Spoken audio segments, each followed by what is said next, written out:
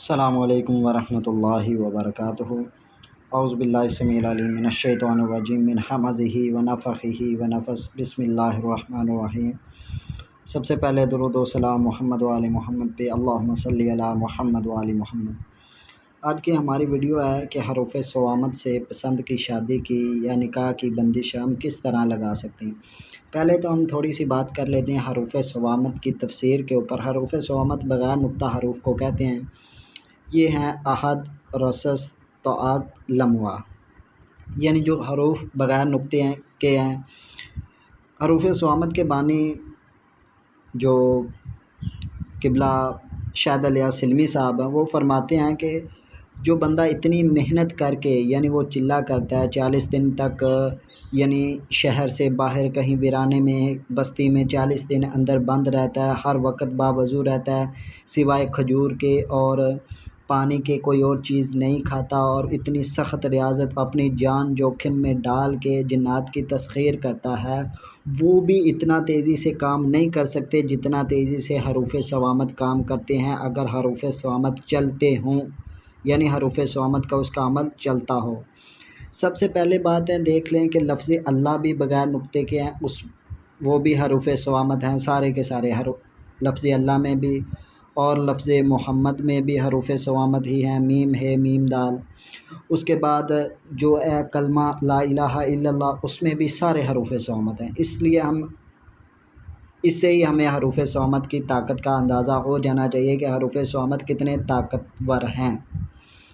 اب بات کرتے ہیں، اب ہم نے پہلے مقصد کی عبارت لینی ہے بستم۔ بستم کا مطلب ہوتا ہے باندھ دینا۔ بستم نسبت و نکاح نور بنت صبا ما سوائے علی بن انم۔ یہ میں نے ایک فرضی مثال سمجھانے کے لیے لیا ہے۔ آپ نے بس لکھنا ہے بستم نسبت، یعنی میں نسبت وہ نکاح باندھ رہا ہوں نور بنت صبا کا، یعنی اس لڑکی کا نکاح اس لڑکے کے ساتھ باندھ رہا ہوں، یعنی نہ تو نور بنت صبا کی شادی اس کے علاوہ کہیں اور ہوگی، نہ ہی علی بن انم کی شادی اس کے علاوہ کہیں اور ہوگی۔ اسے کہتے ہیں حروف صوامت سے پسند کی شادی یا نکاح کی بندش۔ اس بندش میں نکاح جس کے ساتھ باندھ دیا جاتا ہے اس کے علاوہ کہیں بھی اور نکاح نہیں ہوتا۔ اچھا، یہ ہمارے مقصد کی عبارت ہوگی۔ پھر ہم نے عبارت کو بسط حرفی کرنا ہے۔ بسط حرفی کرنا مطلب اس عبارت کو حروف میں لکھ دینا ہے، یعنی یہ 3 حروف ہیں، بے سین تے میم، 4 ہیں، پھر ہم نے ان کو حروف میں لکھا بے سین تے میم بستم، نون سین بے تے واو نکاح، یہ ساری ہم نے بسط حرفی عبارت لکھ لی۔ اب ہم نے کیا کرنا ہے، یہ جو حروف صوامت ہیں ان دونوں عبارتوں کو آپس میں امتزاج دینا ہے۔ امتزاج دینا ہوتا ہے یعنی ان کو ملانا ہوتا ہے، جیسا کہ ایک حروف صوامت کا لکھ دیا، ایک حروف اس عبارت کا لکھ دیا، جیسے الف اور بے، یعنی یہ بے آ گیا اور یہ حروف صوامت کا الف آ گیا۔ اس کے بعد حروف صوامت کا ہے آ گیا اور یہاں پہ دوسری لفظ سین یہاں پہ آ گیا۔ اس کے بعد حروف صوامت کا دال آ گیا اور تیسرے نمبر پہ یہ تے آ گیا۔ اسی طرح ہم نے مقصد کی عبارت کو امتزاج دیتے جانا، جب تک یہ عبارت مکمل نہ ہو تب تک ہم نے امتزاج دیتے رہنا ہے۔ یہ یہاں پہ ہمارا امتزاج مکمل ہو گیا ہے یہاں پہ۔ اب ہم نے کیا کرنا ہے، ان حروف کی گنتی کرنی۔ یہ حروف طاق ہیں یا جفت ہیں، یعنی یہ حروف اگر جفت آتے ہیں تو پھر ہم نے 4 کے طلسم بنانا ہے، کلمہ بنانا ہے۔ اب یہ حروف میں نے گنے تو 67 حروف ہوئے، یہ طاق حروف ہیں۔ اب میں نے پھر 3 کا جملہ بنایا، وہ کیسے بنانا ہے، الف بے ہے، یعنی ان تینوں کو اکٹھا کر کے نیچے لکھ دیا، اب ہا سین دالتے، یہ نیچے لکھ دیا سین دالتے، رے میم سین، رے میم سین، نون سواد سین، نون سواد سین۔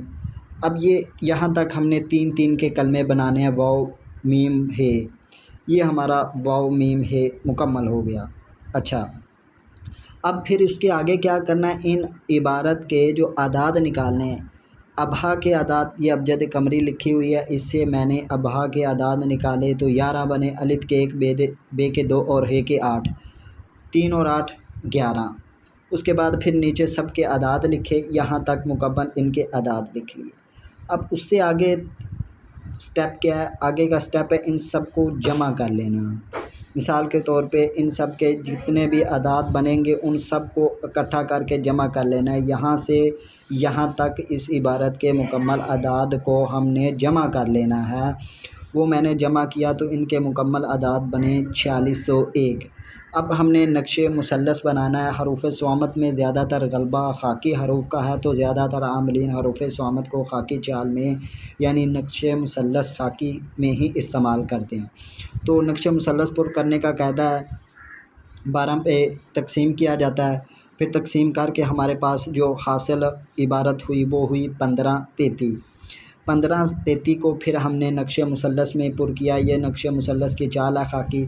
پھر میں نے یہاں پہ 15-33 لکھا، پھر یہاں پہ 15-34، پھر یہاں پہ 15-35-36، یہاں پہ پھر 2 بچا تھا تو پھر خانہ 4 میں 1 کا اضافہ کرنا تھا۔ تو جیسے میں نے پھر یہاں پہ 35 کا 1 بڑھا کے 36 آتا تھا، پھر میں نے یہاں پہ 37 لکھ دیا۔ یہ پھر میں نے نقش مثلث خاکی چال سے مکمل کر لیا۔ اچھا، اس کے بعد پھر کیا سٹیپ کرنا ہے؟ اس کے بعد پھر ہم نے کیا کرنا ہے، یہ جو ہمارے پاس طلیسم الاخذ ہوا تھا اس کو ہم نے نقش کے چاروں طرف لکھنا ہے۔ جیسے یہ ابہا کو میں نے یہاں پہ لکھ دیا، سین ڈالتے یہاں پہ لکھ دیا، ایسے ایسے لکھتا میں یہاں پہ پھر یہاں پہ دوبارہ پھر لکھنا شروع کیا، یہاں پہ یہ طلیسم مکمل ہو گیا۔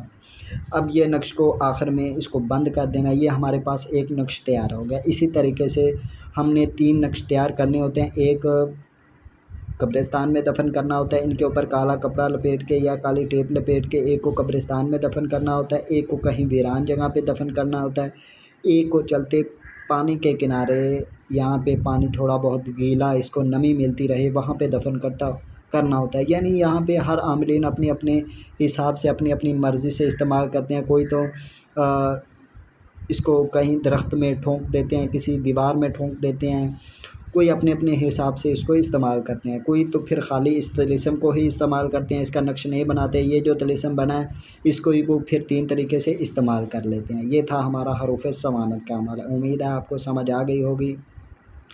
اس میں حروف صامت کی طاقت کا اندازہ آپ جو میں نے حروف صامت کے شروع میں تعریف کی ہے کہ شاہد علیہ سلمی صاحب جو حروف صامت کے بانی ہیں وہ اس کی تعریف میں لکھتے ہیں کہ جنات بھی اتنی تیزی سے کام نہیں کر سکتے جتنی تیزی سے حروف صامت کام کرتا ہے۔ حروف صامت کا کوئی عامل ہو، حروف صامت اس کا چلتا ہو تو پھر وہ 3 گھنٹے سے لے کے 72 گھنٹے تک اس کا کام ہو جاتا ہے۔ ہمارے استاد محترم فرمایا کرتے تھے کہ 3 گھنٹے تک آپ انتظار کریں، اگر آپ کا کام ہوتا ہے تو ٹھیک، اگر نہیں ہوتا تو پھر دوبارہ اس عمل کو بنا کے استعمال کریں، پھر بھی اگر نہیں ہوتا پھر دوبارہ استعمال کریں۔ 3-4 دفعہ آپ استعمال کریں گے، آپ کا کام ہو جائے گا، تو پھر آپ کا عمل بھی چل پڑے گا اور کام بھی ہو جائے گا۔ یہ نہیں کہ ہم نے ایک دفعہ ہی حروف صامت کو استعمال کر لیا، کام نہیں ہوا تو ہم اس سے متنفر ہو جائیں کہ یہ تو کام ہی نہیں کرتا۔ پہلے ہی تو یہ بات ہے کہ آپ کی اجازت کا عمل ہو، دوسرا آپ کا حصار کوئی بڑا حصار ہو، آپ کا حصار کے آپ عامل ہوں، پھر آپ حروف صامت کو ٹچ کریں، ورنہ حروف صامت کی جو رجت ہے وہ بہت سخت ہوتی ہے۔ میرے ایک دوست ہیں قبلہ ناظم عباس صاحب، وہ تقریباً 3-4 سال تک حروف صامت کی رجت میں مبتلا رہے، ان کا گھر تباہ ہو گیا تھا، بیوی گھر سے چلی گئی تھی، وہ بہت بڑے حروف صامت کے عامل ہیں۔ اب ماشاءاللہ سے مالک کا ان کے اوپر کافی کرم ہے، معاملات کافی ریکور کر لیے انہوں نے، تو ان کا حروف صامت کافی چلتا تھا۔ تو یہی بات ہے کہ 3 طریقے سے آپ نے اس کو استعمال کرنا ہے۔